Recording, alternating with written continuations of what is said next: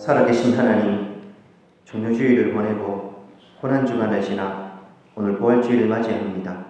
매일매일이 우리 부활의 날이요 참된 생명의 날이 돼 특별히 1년 중 한 번 나를 정하여 주님 이 땅에 오셔서 죽으시고 부활하심의 의미를 되새깁니다. 원하옵나니 오늘 부활주의를 통하여 하나님과의 관계 누림 속 참으로 복된 존재로 창조하셨던 우리들, 그러나 하나님 의존적 관계를 떠난 불순종으로 인해서 죄와 비참함의 상태 속 살았던 우리의 절망과 죽음을 보게 하여 주시오며, 이전 것은 지나갔으니 보라 새 것이 되었도다.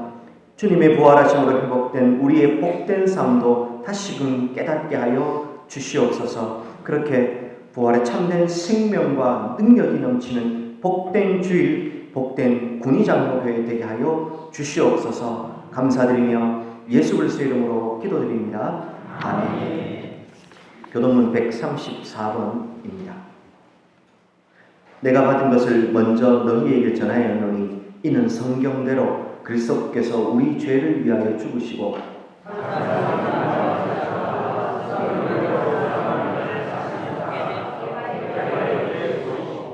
후에 12 제자에게와 그 후에 500의 형제에게 일시에 보이셨나니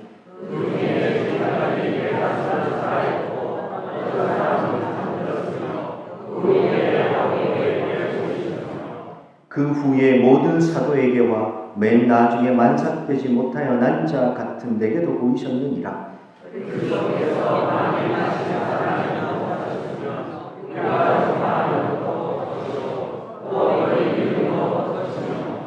만일 그리스도 안에서 우리가 바라는 것이 다만 이 세상의 삶뿐이면 모든 사람 가운데 우리가 더욱 불쌍한 자이리라.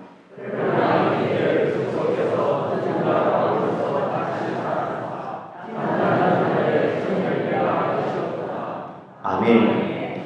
전능하사 천지를 만드신 하나님 아버지를 내가 믿사오며 그 외아들 우리 주 예수 그리스도를 믿사오니 이는 성령으로 잉태하사 동정녀 마리아에게 나시고 본디오 빌라도에게 고난을 받으사 십자가에 못 박혀 죽으시고 장사한 지 4일 만에 죽은 자 가운데서 다시 살아나시며 하늘에 오르사 전능하신 하나님 우편에 앉아 계시다가 저리로서 산 자와 죽은 자를 심판하러 오시니라.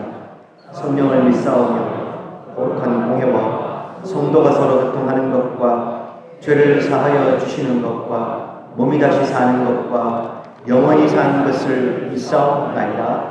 아멘. 찬송 160장입니다.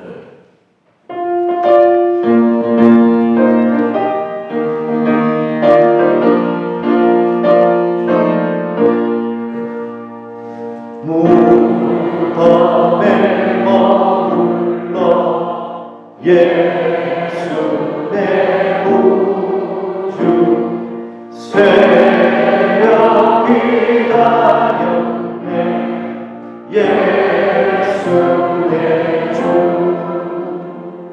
원수가 이고 무덤에서 살아나셨네 어둠을 이기시고 나와서 성도 함께 길이 다스리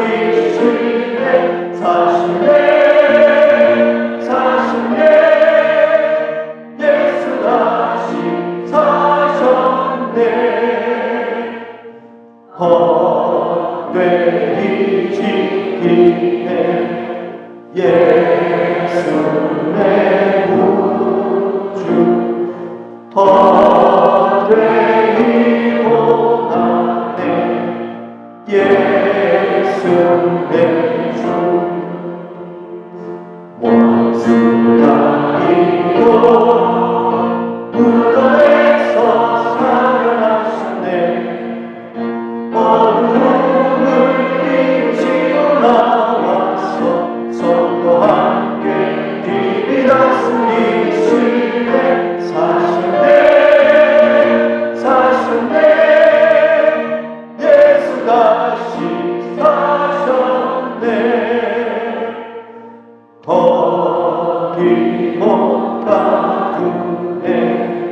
예수 내 구주 우리를 살리네 예수 내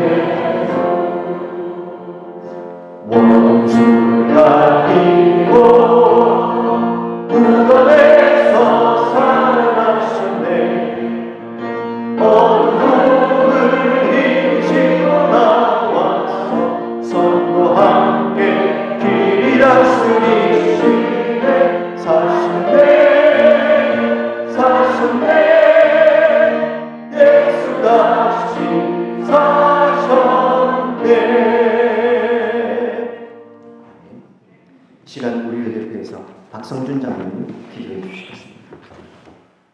세상의 빛으로 오신 예수 그리스도의 죽으심과 부활을 믿는 우리들에게 새 생명을 주신 참 은혜로우신 하나님 아버지, 말씀이 육신이 되어 이 땅에 오신 예수님을 하나님 곧 주로 고백하는 성도들에게 그리스도의 고난의 십자가를 기억하는 한 주간을 보내게 하시고 사망의 권세를 이기신 주님의 부활의 영광을 기억하며 예배를 위하여 한자리에 모일 수 있게 하시니 감사드립니다.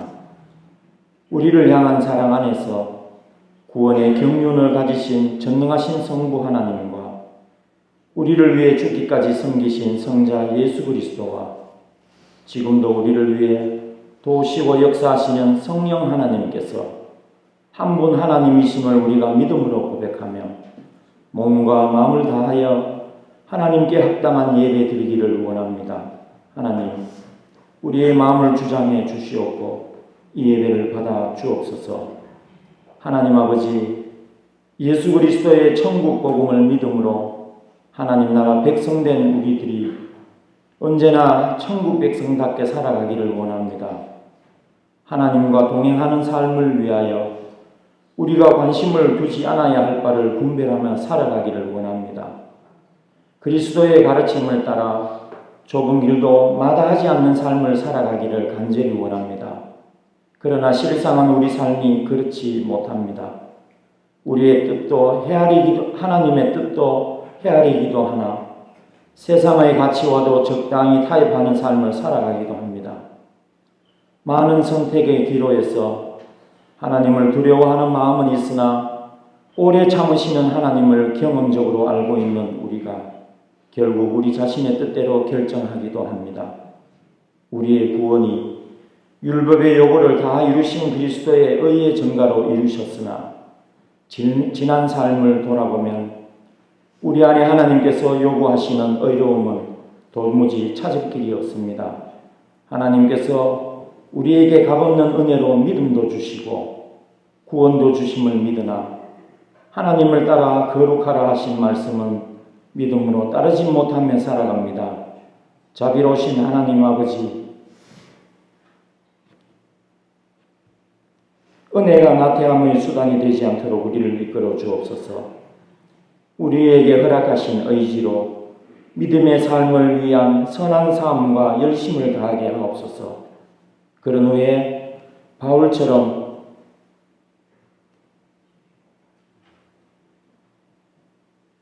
내가 한 것이 아니요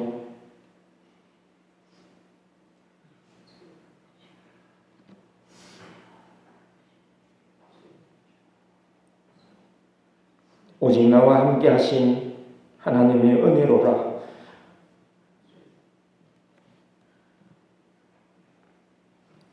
라고 고백할 수 있는 믿음과 은혜를 다하여 주옵소서. 은혜로우신 하나님 아버지, 특별히 예배 중에 베풀어지는 성찬 예식을 통하여 주님의 교회에 큰 은혜가 더해지는 시간이 되기를 원합니다. 참여하는 모든 성도들에게 주님의 고난과 십자가의 성림을 반추하는 시간이 되게 하시고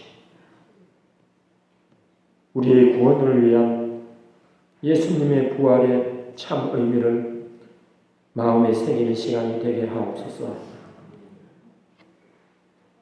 예수 그리스도의 죽음에 연합하여 죄악된 우리 옛사람이 함께 죽어지는 시간이 되기를 원합니다.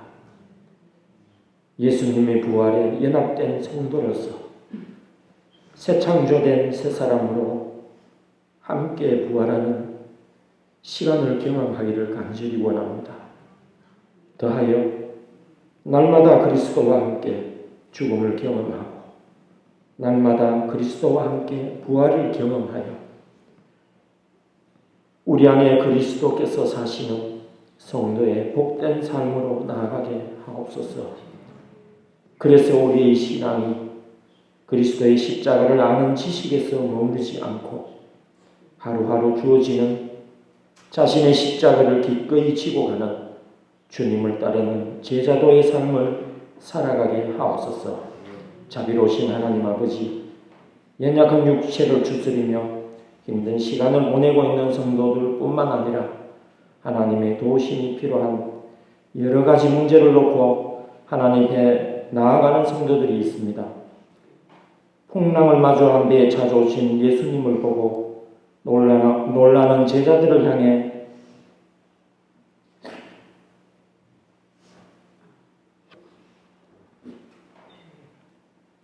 내니 두려워하지 말라 하신 주님과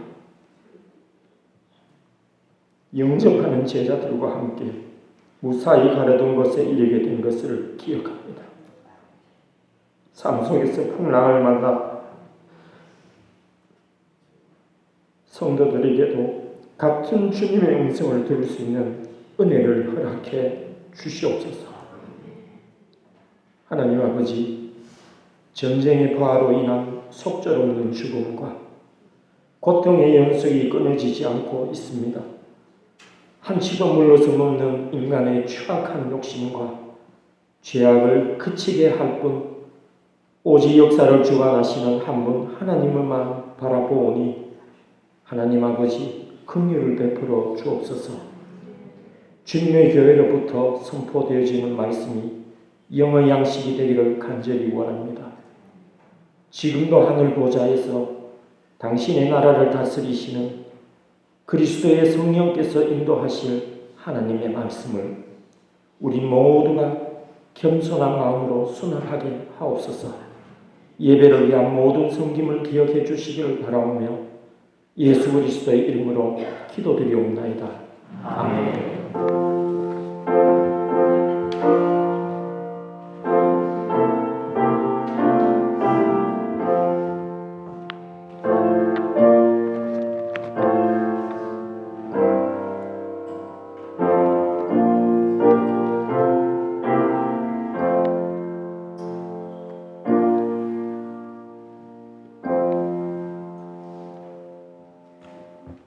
오늘 우리가 함께 나누실 말씀은 요한복음 20장 1절로 8절까지 말씀입니다.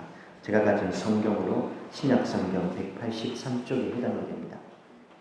요한복음 20장 1절로 8절까지 말씀입니다. 안식 첫날 부활의 새벽에 예수님의 빈무덤을 찾아갔던 증인들의 이야기입니다. 1절로 8절 교독하면서 한번 읽어가겠습니다. 1절입니다. 안식 후 첫날 일찍이 아직 어두울 때에 막달라 마리아가 무덤에 와서 돌이 무덤에서 옮겨진 것을 보고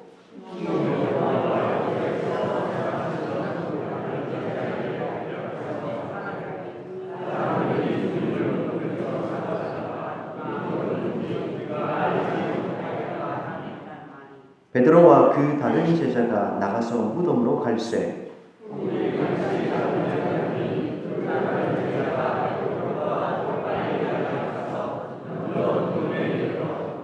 구부려 세마포 놓인 것을 보았으나 들어가지는 아니하였더니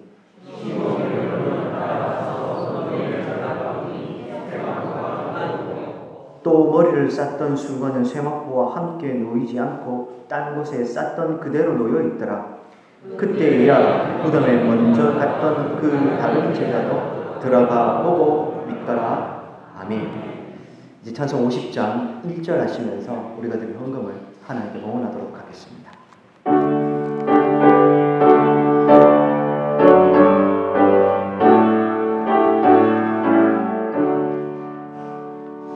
내게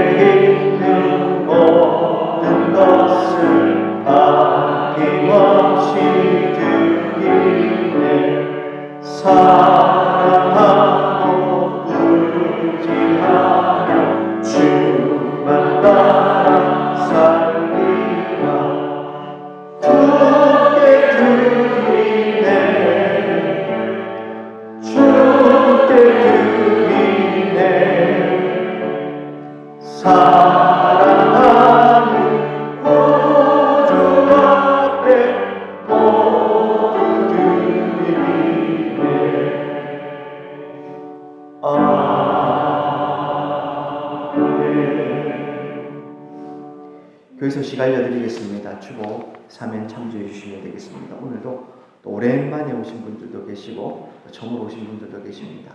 주 이름으로 환영하고 축복합니다. 특별히 또 많은 환우들도 계시는데 그 중에서도 또 함께 또 참여하실 수 있게 되어서 감사하게 생각합니다. 오늘은 부활주일입니다. 예배 중에 설교 마친 후에 성찬 예식이 진행되겠습니다. 그리고 모든 예배를 마친 후에 이 자리에서 4월 정기 재집회로 모이게 됩니다. 재직원들 기억해 주시길 부탁드리겠습니다. 오늘 오후 예배 시간은 군위 지역에 있는 부활절 연합 예배로 모이게 됩니다. 오후 3시 3064 교육문화회관에서 모이게 됩니다. 강사는 김해 활천교회 원로 목사님이신 박성숙 목사님이시고 교회에서는 2시 30분 차량 출발해서 가도록 하겠습니다. 또 필요하신 분들은 이용해 주시면 감사하겠습니다.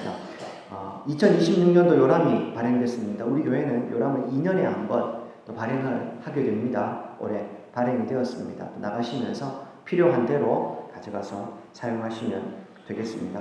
뿐만 아니라 경신로회 제47회 정기회가 내일 모레 그러니까 4월 6일 월요일 7일 화요일 양일간 의성 탐리교회에서 진행이 됩니다. 우리 교회에서는 박성준 장로님, 박영철 장로님 두 분이 총대로 참여하시게 됩니다. 위에서도 기도 부탁드리겠습니다. 아울러 교인동정 살펴주십시오. 우리 김희자 성도님께서 퇴원하셔서 지금 가려 중에 있습니다. 이 인대 쪽을 접합하는 수술을 하신 상황이라 따로 재활을 요구하지는 않지만 이 인대가 붙을 때까지는 좀 집에서 절대 안정을 취해야 되는 상황입니다. 위에서 기도해 주시고 또 우리 이재희 집사님께서 왼쪽 무릎이 지난번에 양쪽 무릎 수술을 받으시고 잘 회복되셨는데 이번에 또 이 부분이 좀 재발이 되어서 지금은 그 시술을 받고 수술을 할 수 있는 지금 상태로 지금 기다리고 있는 중에 있습니다. 약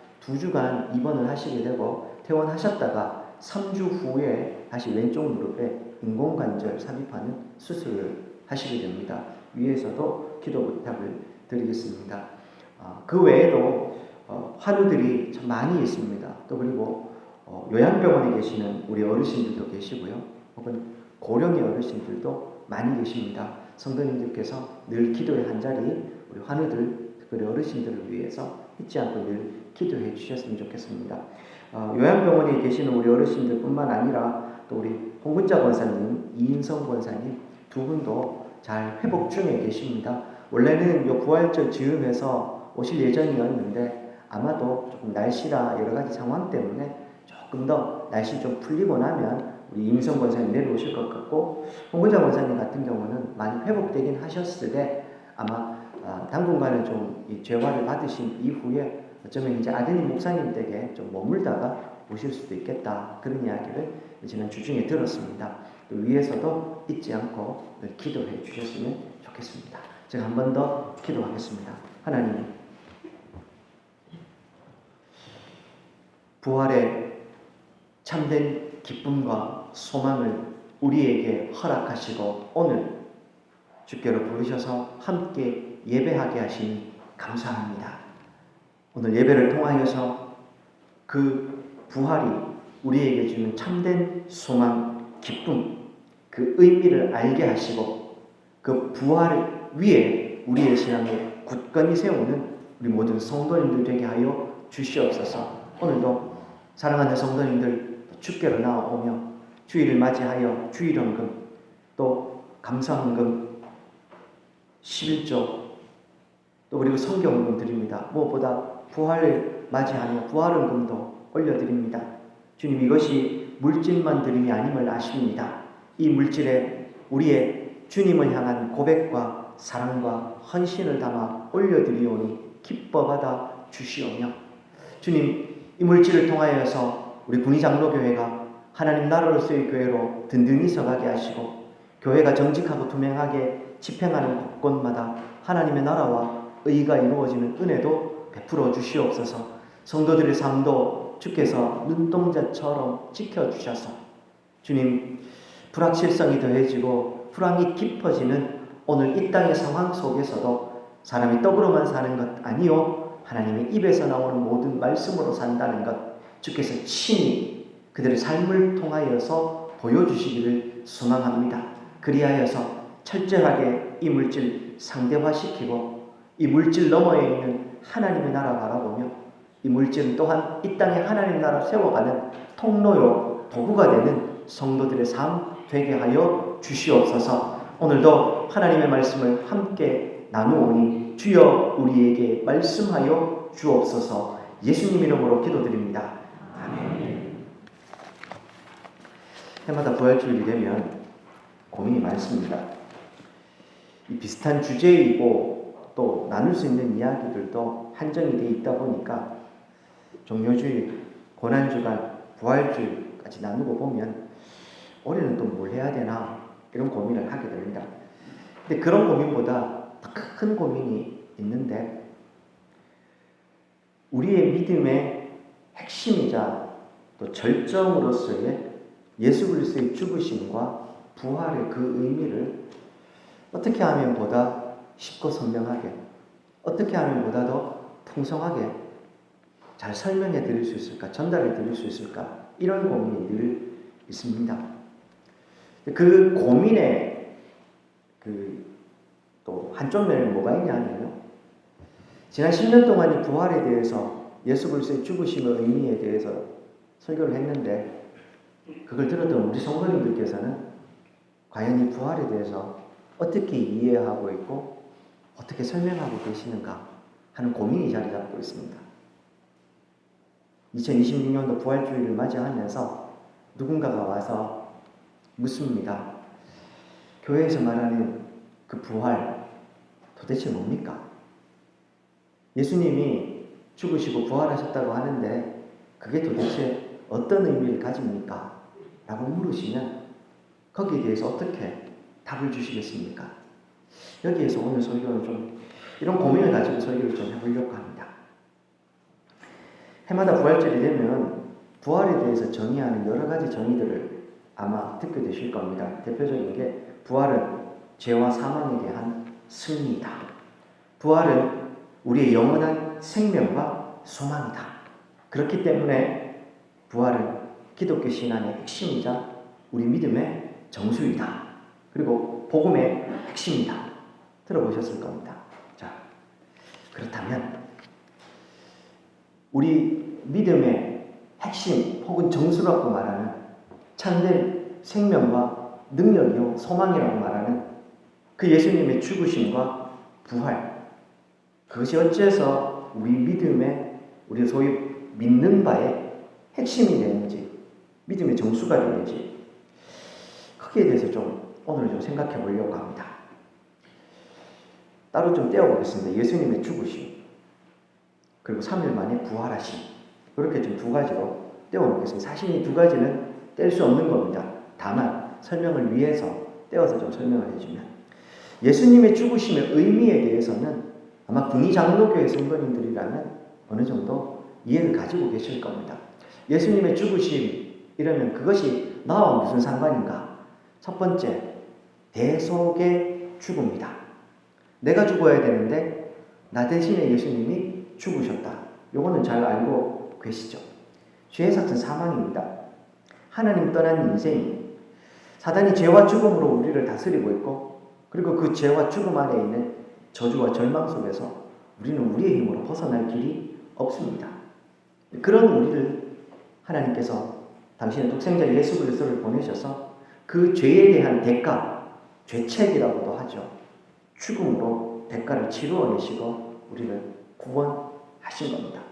구원, 구속이라는 말 안에는 예수님 당시에 노예 시장에서 그 노예를 대가를 치르고 산다, 혹은 대가를 치르고 그 노예 상태에서 자유로 풀어준다, 이런 의미까지 있습니다. 예수님 대신해서 그 대가를 치루어 주신 것이죠. 이렇게 대속의 죽음이라는 말 안에요, 이게 어디에서 시작이 되는가? 그 모형은 구약의 레위기 제사법에서부터 시작이 됩니다. 하나님께서는 이스라엘 백성들을 내 백성이라고 부르시고, 하나님의 백성으로서 이스라엘 백성들은 일종의 모형 혹은 샘플로서 하나님의 백성은 하나님과 어떤 방식으로 교제를 나누고 어떤 관계를 누리고 사는지, 하나님의 백성의 삶은 어떤 것인지 그들은 일종의 모형으로서, 샘플로서 세상 속에 보여줘야 했습니다. 한 걸음 더 나아가 그들이 소위 통로가 되고 혹은 도구가 되어서 그들뿐만 아니라 열방을 하나님께로 돌아오게 해야 되는 책임도 가지고 있었습니다. 그런데 이 이스라엘을 포함한 하나님의 백성들이 하나님 부르셔서 그 하나님과의 관계를 누리기 위한 전제 조건이 하나 있습니다. 그게 뭐냐 하면 죄의 문제를 해결해야 하는 겁니다. 하나님은 완전하신 분입니다. 죄는 그 완전함에서 벗어났다는 의미 아닙니까? 그러니 이 죄의 문제 해결함 없이 죄 있는 상태로 하나님과 이 온전한 관계의 누림은 애초에 불가능합니다. 그러니 하나님이 하나님의 백성들과 관계를 누리시려고 하면 그들이 죄의 문제를 해결하셔야 했던 겁니다. 그 죄의 문제를 해결하는 방식으로서, 수단으로서 하나님이 주신 게 바로 제사제도. 그 제사제도의 핵심에 뭐가 있습니까? 희생의 제물이라는 게 있습니다. 인간이 죽어야 되는데, 죄로 인해서 죽어야 되는데 대신해서 이 짐승을 죽여서 그 죄를 하나님께서 모른 척 해주시는 겁니다. 죄가 사라진 게 아니고 죄는 있지만 죄를 덮어 하나님이 모른 척 해주시는 겁니다. 은혜가 거기서부터 시작이 되는 것이죠. 바로 이 제사제도, 하나님이 정하신 방법에 따라서 예수 그리스도께서 우리를 대신해서 이 땅에 오셨고 우리를 위해서 죽으심으로 우리의 죄가 속함을 받은 겁니다. 그런 의미에서 예수님 이 땅에 오셔서 죽으심은 대속의 의미가 있습니다. 그 죽으심에 또 하나의 의미가 있습니다. 그게 뭐냐 하면 언약 맺음의 증거로서의 죽음입니다. 하나님과 우리 인간 사이에 이제 언약을 맺으시는 거죠.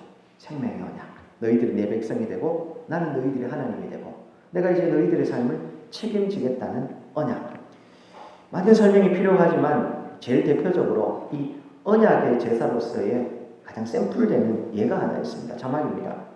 창세기 15장 8절과 9절에 보면 하나님께서 아브라함과 언약을 맺으십니다. 그때 그가 가로되 주 여호와여 내가 이 땅으로 업을 삼을 줄을 무엇으로 알겠습니까? 하나님께서요. 나를 위하여 3년 된 암소, 3년 된 암용소, 3년 된 순양, 산비둘기, 집비둘기 새끼를 취할지라 이렇게 말씀하십니다. 그래서 그것을 소위 말하는 언약의 제물로 삼으시는 거죠.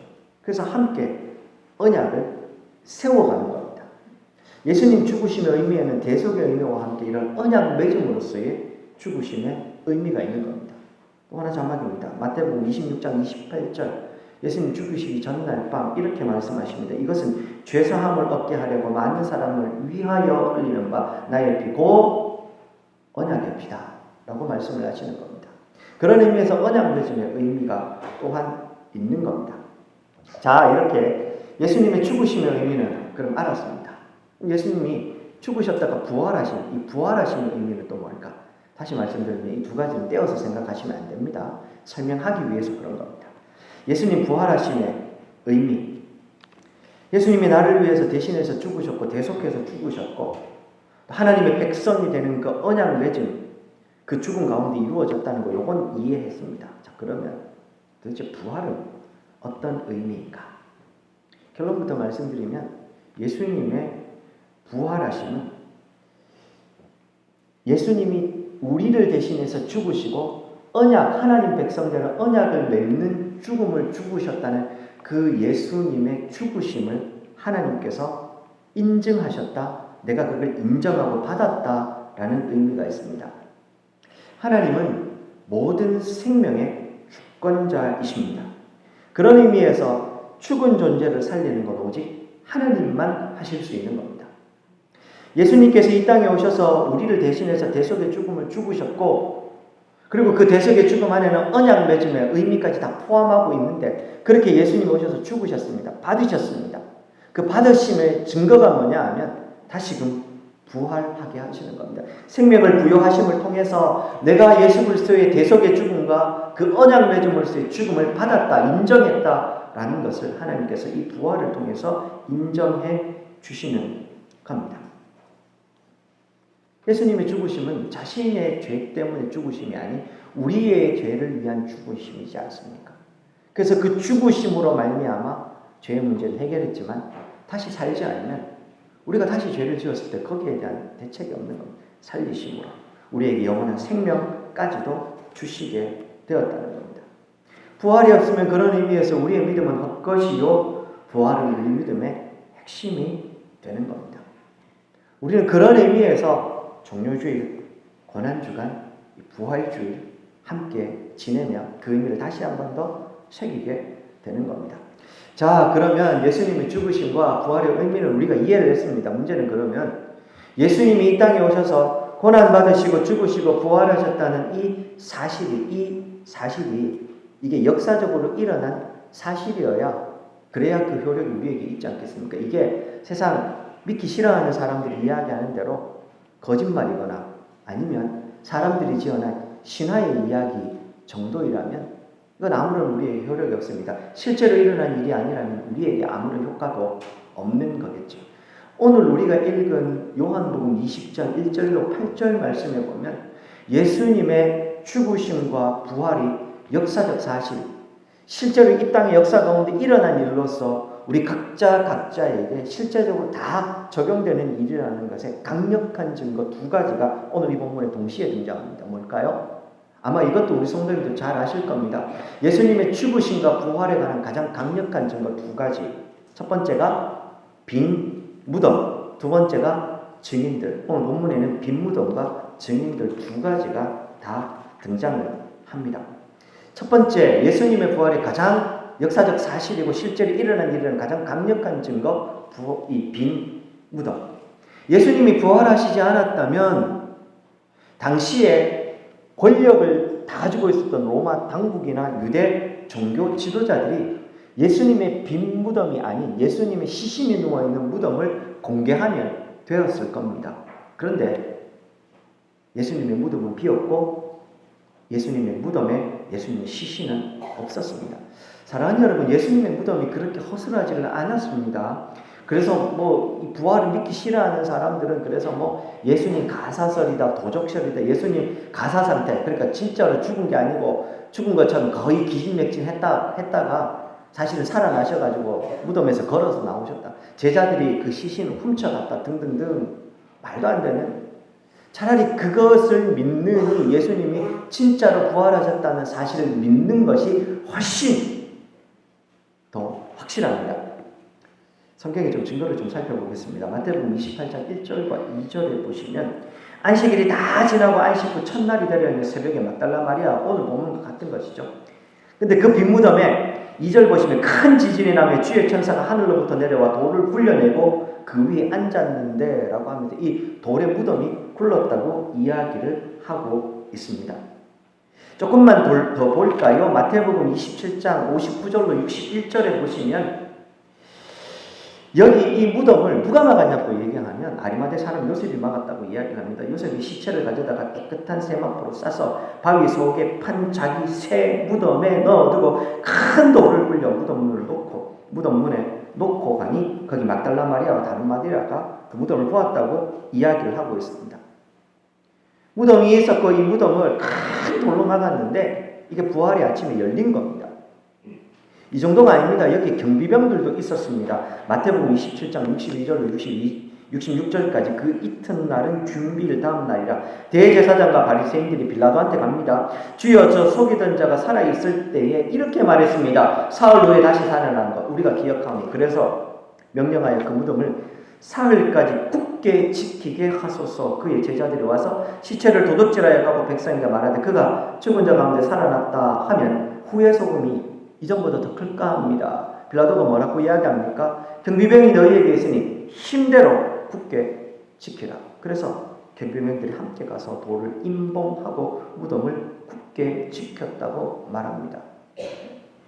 근데 이 경비병들이 아이러니하게도 부활의 증인이 됩니다. 마태복음 28장 11절로 15절 읽어드리겠습니다. 여자들이 갈 때 경비병 중 몇이 성에 들어가 모든 된 일, 즉 그들이 지키다가 무덤 문이 열리는 것. 대제사장의 알림이 그들이 장로들과 함께 모여 의논하고 군인들에게 돈을 많이 주며 이르되 너희는 말하기를 그의 제자들이 밤에 와서 우리가 잘 때에 그를 도둑질하여 갔다 하라. 만일 이 말이 총독에게 들리면 우리가 권하여 너희를 근심하지 않게 하리라 하니 군인들이 돈을 받고 가르친 대로 하였으니 이 말이 오늘까지 유대인 가운데 두루 퍼지니라.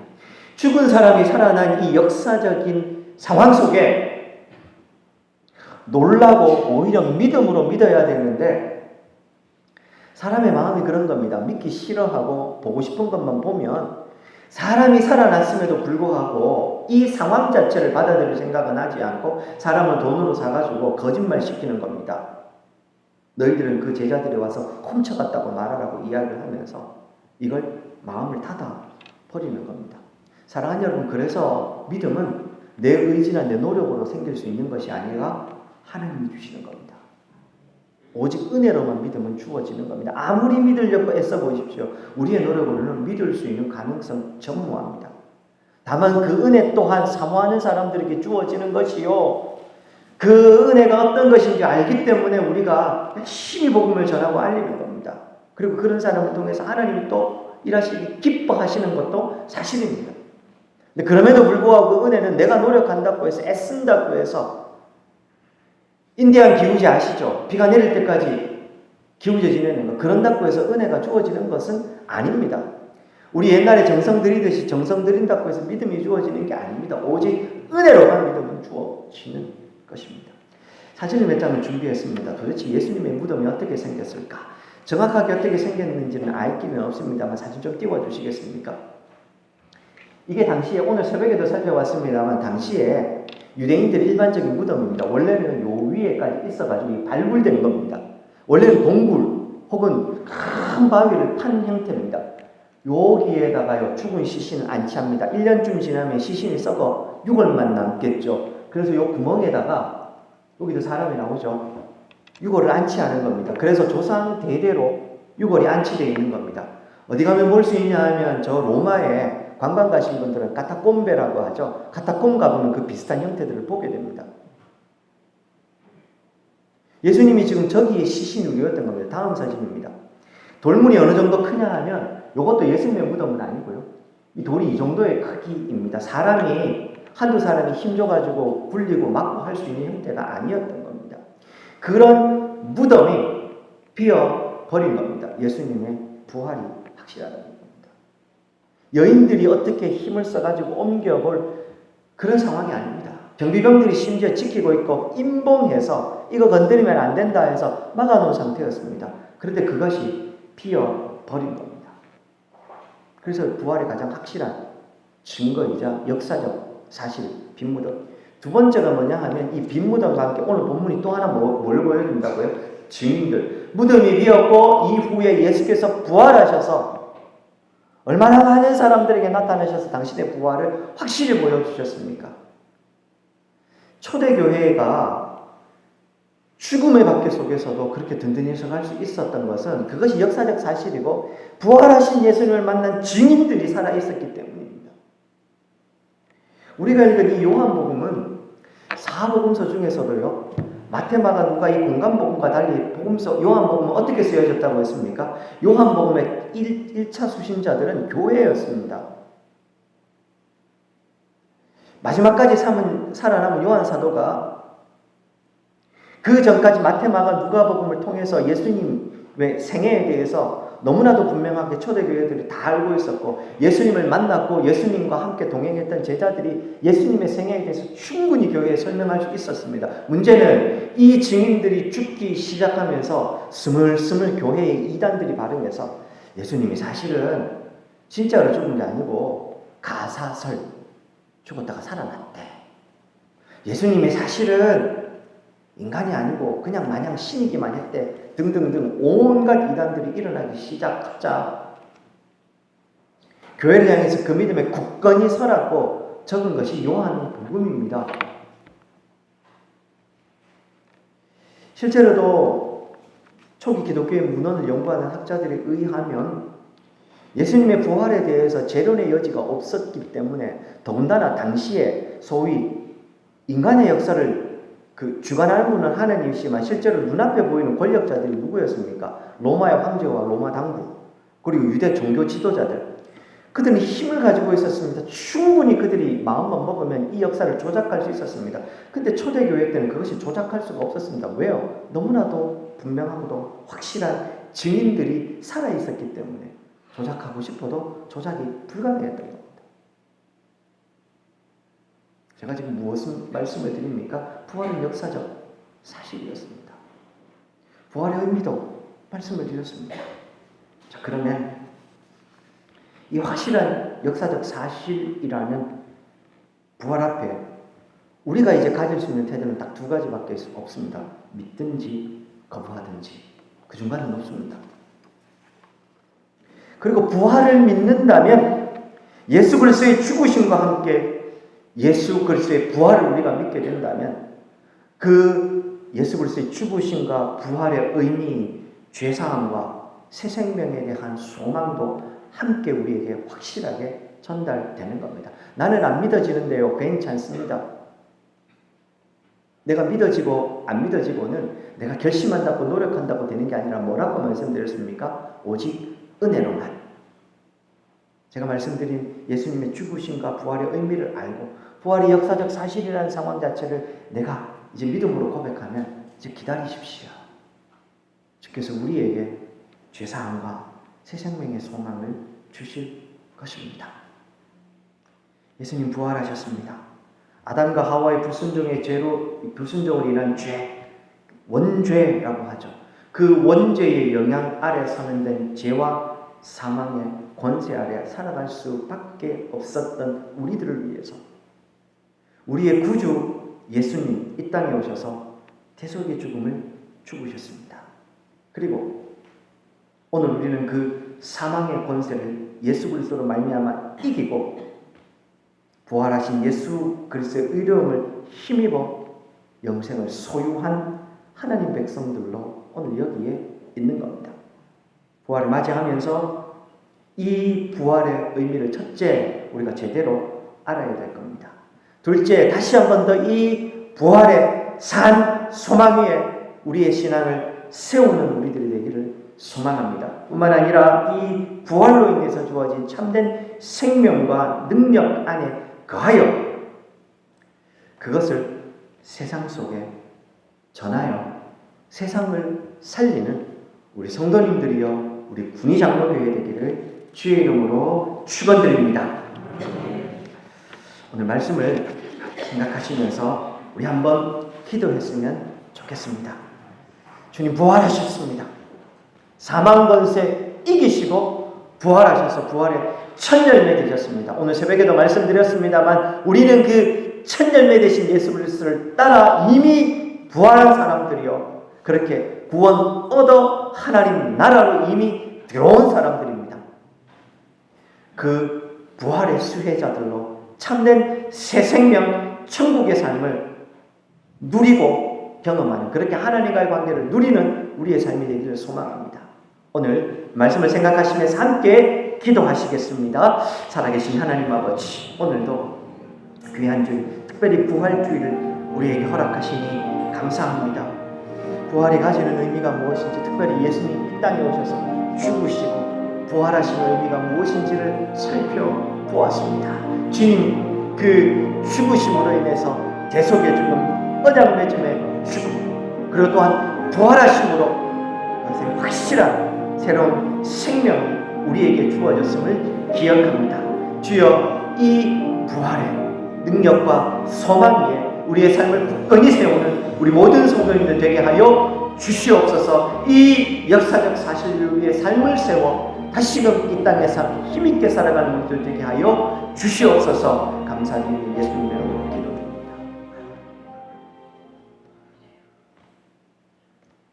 부활하신 예수 그리스도, 그분의 오심을 기뻐하고 찬양합니다.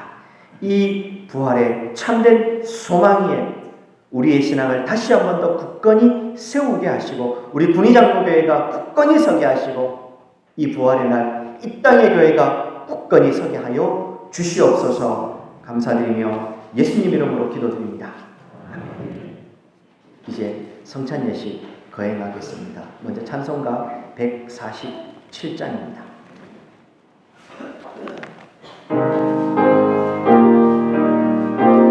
이제 성찬상 준비해 주시오.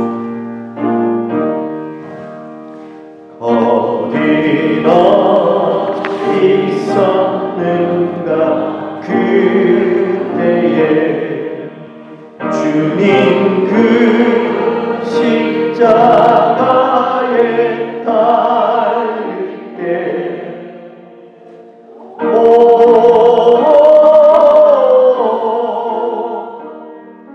때로 그 일어나는 떨려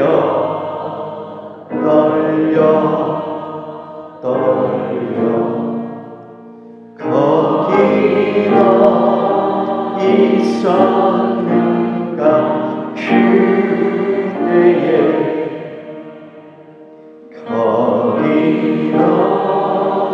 거기나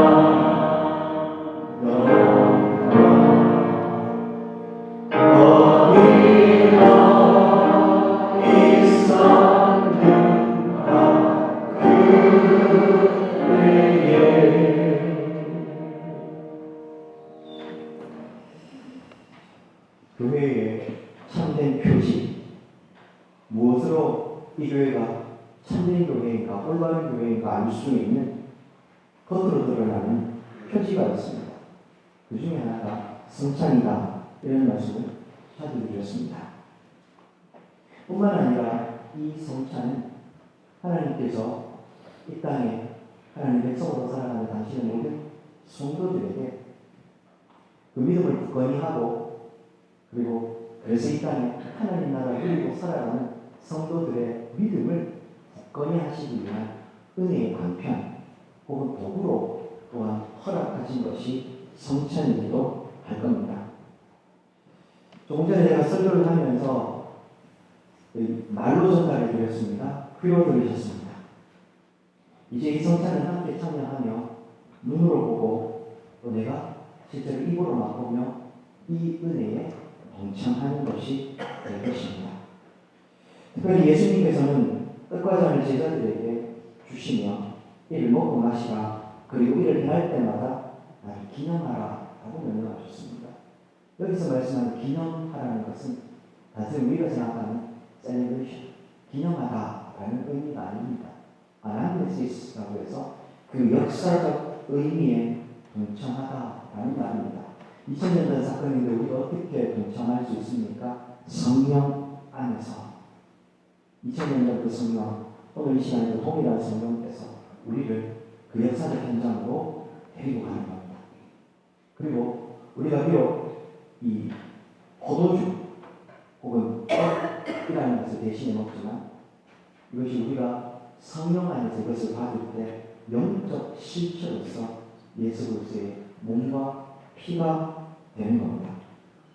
특별히 이 성찬 동안 하나님께서 이스라엘 백성들 광야에서 만나를 주어 먹고 살게 하신 것처럼 하나님께서 당신의 백성들이 친히 돌보고 살리신다는 표적이었던 것처럼 예수님께서는 요한복음 6장에서 500일의 기적 이후에 당신이 생명의 떡임을 선언해 주셨습니다.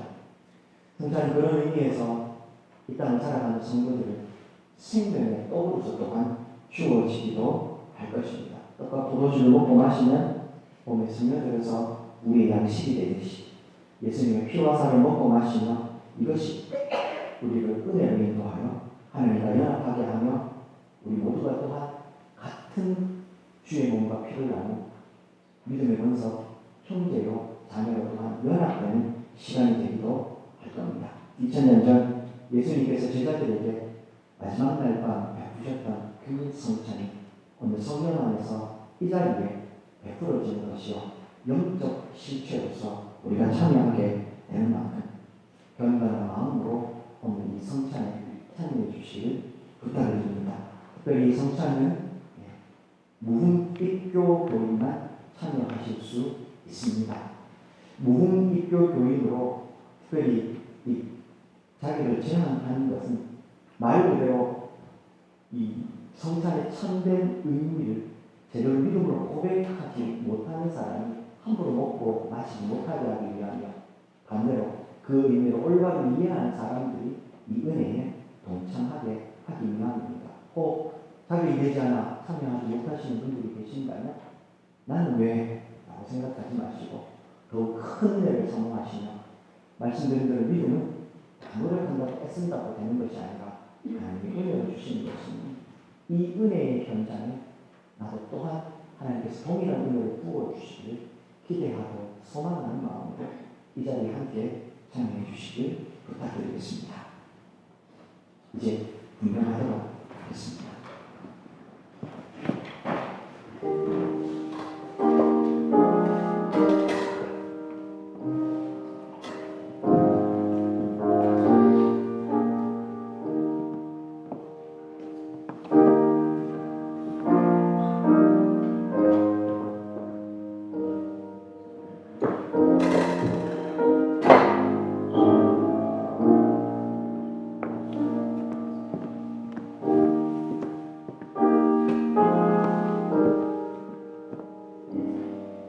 주 예수께서 잡히시던 날 밤 떡을 가지고 축사하시고 제자들에게 떼어주셨습니다. 그리고 말씀하셨습니다.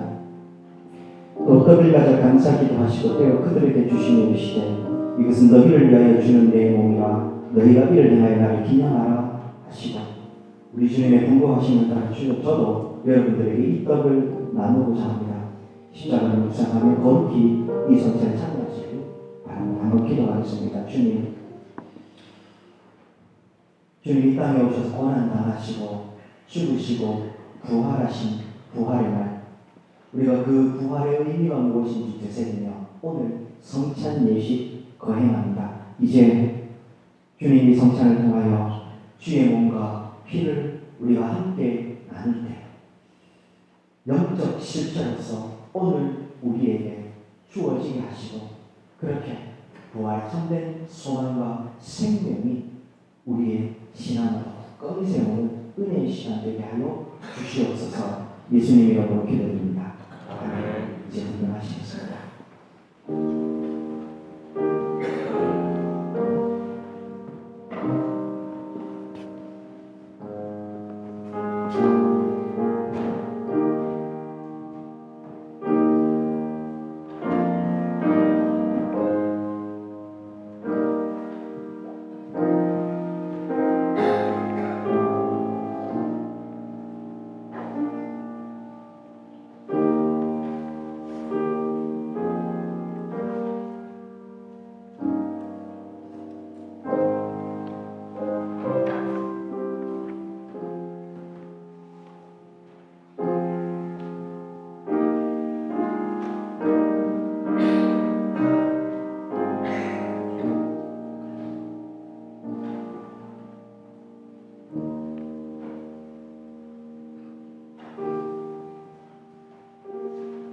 내가 너희에게 전한 것은 주께 받은 것이니 주 예수께서 잡히시던 밤에 떡과 기상 축사하시고 떼어 이르시되 이것은 너희를 위하여 내 몸이 이것을 향하여 나를 기념하라 하시고 19일 동안 그와 같이 잔을 가지시고 이르시되 이 잔은 내 피로 세운 새 언약이니 이것을 위하여 마실 때마다 나를 기념하라 하셨으니 너희가 이 떡을 먹으며 이 잔을 마실 때마다 주의 죽으심을 그가 오실 때까지 전하는 것이니라.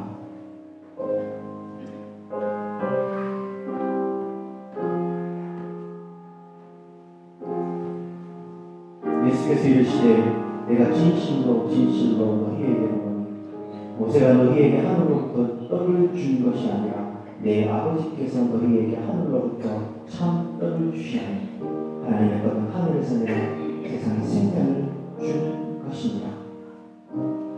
예수께서 이르시되 나는 생명의 떡이니 내게 오는 자는 결코 줄이지 아니할 뿐이요 나를 믿는 자는 영원히 마르지 아니하리라.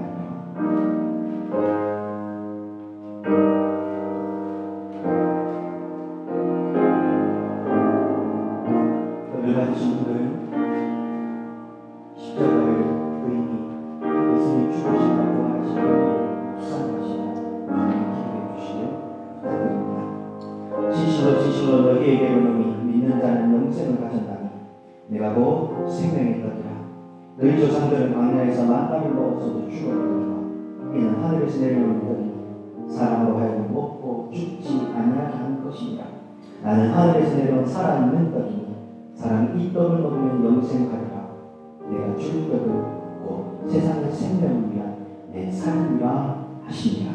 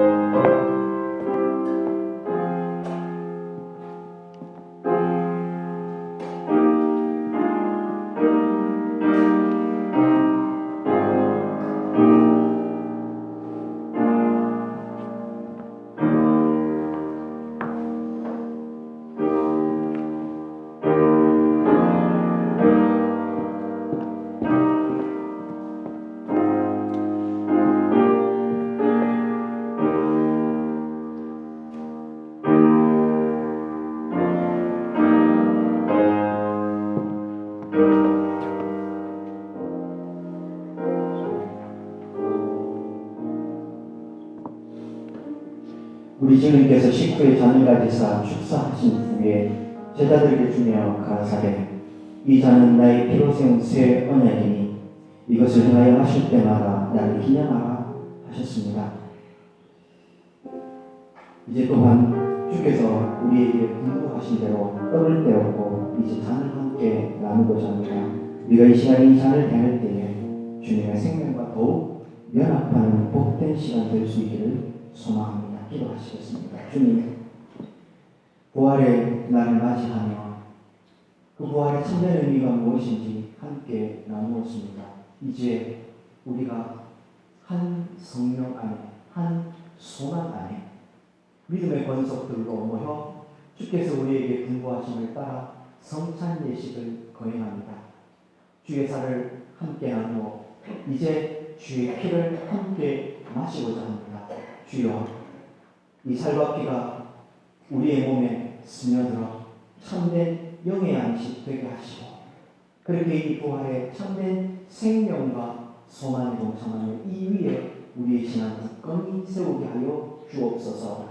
예수님 이름으로 기도드립니다. 아멘. 이제 분잔하시겠습니다.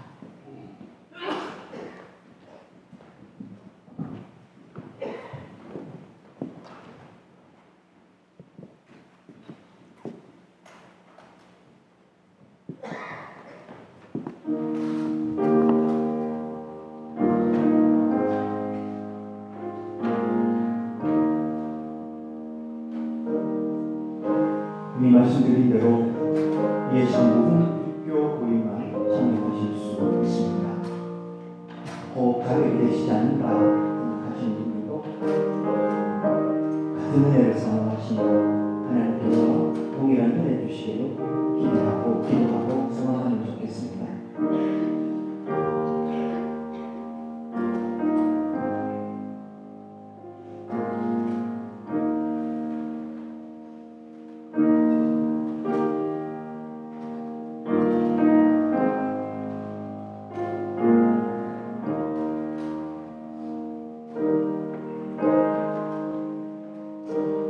진실로 너희에게 이르노니 믿는 자는 영생을 가졌나니 이가 곧 생명의 떡이라.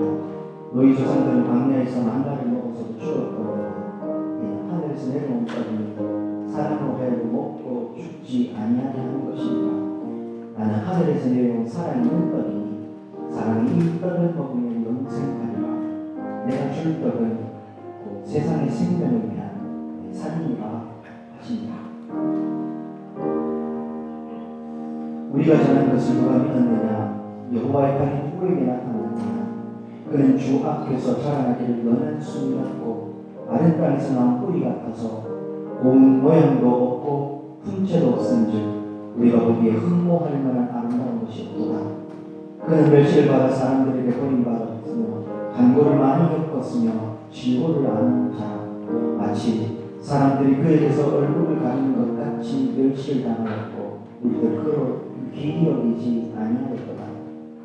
그는 실로 우리의 질고를 지고 슬픔을 당하였거늘 우리는 생각하기를 그는 징벌을 받아 하나님께 맞으며 고난을 당하느라 가난한가 하였노라. 그가 찔림은 우리의 허물 때문이요 그가 상함은 우리의 죄악 때문이라. 그가 징계를 받음으로 우리는 평화를 누리고 그가 채찍에 맞음으로 우리는 마음을 받았도다. 우리는 다 양 같아서 그릇 행하여 각기 책임져 갔거늘 여호와께서는 우리 모두의 죄악을 그에게 담당시키셨도다. 나는 받으신 분들은 예수 그리스도의 십자가 죽으심과 부활의 은혜를 생각하시며 함께 묵상해 주시기 바랍니다.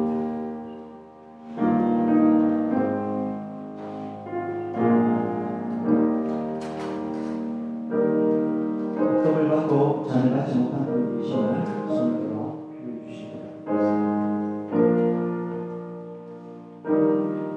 예수께서 이르시되 내가 진실로 너희에게 이르노니 인자의 살을 먹지 아니하고 인자의 피를 마시지 아니하면 너희 속에 생명이 없느니라.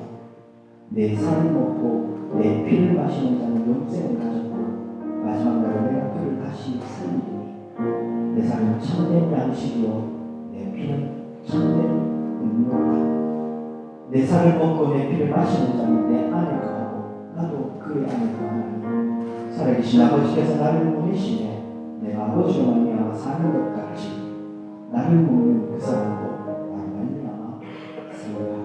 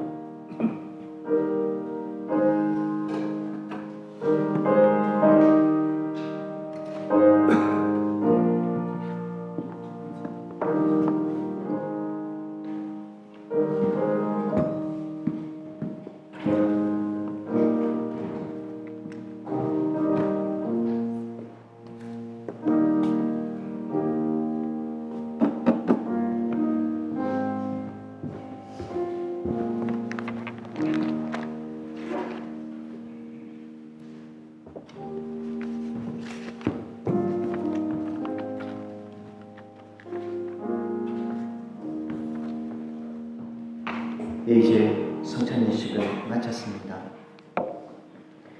해마다 또 성찬 예식을 거행할 때마다 그 의미를 설명합니다만 다시 한 번 더 그 의미를 마음에 새기셨으면 좋겠고, 또 다시 한 번 더 말씀드립니다만 혹 이 자리에 자격이 되지 않아 참여하지 못하신 분들이 계신다면 더 큰 은혜를 사모하시며 내년에는 함께 이 성찬에 동참할 수 있기를 소망합니다. 아울러 주께서 성찬에 참여한 사람에게 주시는 은혜를 동일하게 그 사모하는 심령에게도 올려드리기를 소망합니다.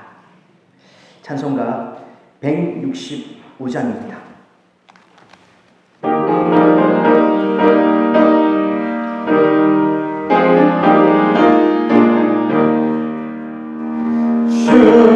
주님께 영광 다시 사신 주 사망 원세 모두 이기시건대 흰옷 입은 천사 볼을 옮겼고 누우셨던 곳은 비어 있었네. 주님께 영광 다시 사신 주 사망 원세 모두 이기시 3절입니다. 생명의 임금 영광의 주님 없는 삶은 헛된 꿈이라 주의 사랑으로 세상 이기고 요단 건너보나 가게 하소서. 주님께 영광 다시 사신 주 사망 원세 모두 이기시건대.